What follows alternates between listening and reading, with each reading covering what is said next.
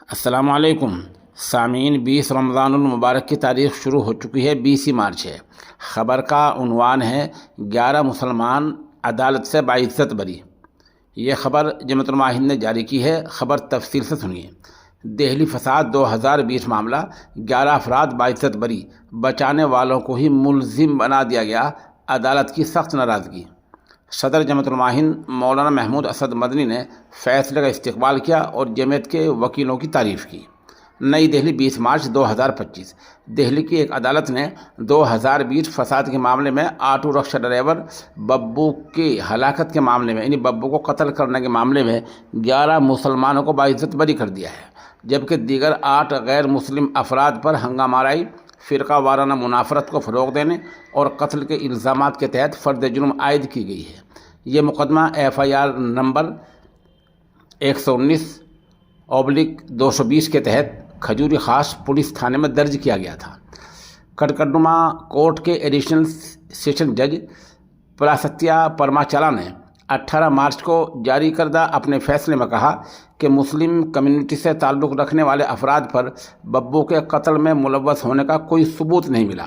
عدالت نے شواہد کی جانچ کے بعد کہا کہ ویڈیو فوٹیج میں ببو کو مخالف ہجوم کے ہاتھوں مار کھاتے ہوئے دکھا گیا ہے، جبکہ مسلم کمیونٹی کے لوگ اسے بچانے کی کوشش کر رہے تھے۔ یہ بھی حیرت کی بات ہے کہ مقتول بھی مسلم ہیں اور کارروائی بھی اس طرح کی گئی کہ دونوں سماج کے کچھ افراد کو ملزم بنا دیا گیا۔ جمعیت علماء ہند کے صدر مولانا محمود اسد مدنی کی ہدایت پر ان بے گناہ افراد کو قانونی مدد فراہم کی گئی۔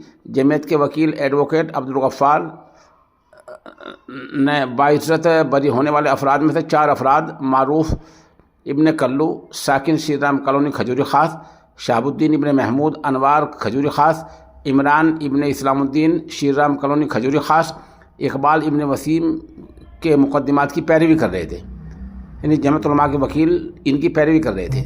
عدالت نے اپنے فیصلے میں جن نکات کی طرف روشنی ڈالی ہے ان میں خاص طور پر ذکر کیا گیا کہ استغاثہ یہ ثابت کرنے میں ناکام رہا کہ بری کیے گئے 11 افراد اس ہجوم کا حصہ تھے جس نے ببو کو ہلاک کیا۔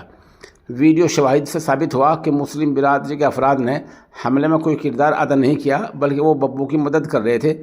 باقی ہندو سماج کے 8 افراد پر تعزیرات ہند کی دفعہ 148 مہلک ہتھیاروں کے ساتھ ہنگامہ آرائی، 153A فرقہ وارانہ منافرت کو فروغ دینا، 302 قتل، 149 غیر قانونی اجتماع کے ذریعے قتل کے تحت فرد جرم عائد کی گئی ہے۔ فیصلے پر رد عمل کا اظہار کرتے ہوئے صدر جمعیت علماء ہند مولانا محمود اسد مدنی نے کہا، یہ انصاف کی جیت ہے۔ افسوس کی بات یہ ہے کہ معصوم افراد کو جھوٹے مقدمات میں پھنسا کر انہیں اذیت دی گئی۔ جمعیت علماء ہند حد الوسع ہر مظلوم کو انصاف دلانے کے لیے پرعزم ہے۔ مولانا مدنی نے اس موقع پر جمعیت کے وکیلوں کی جدوجہد کی ستائش کی ہے۔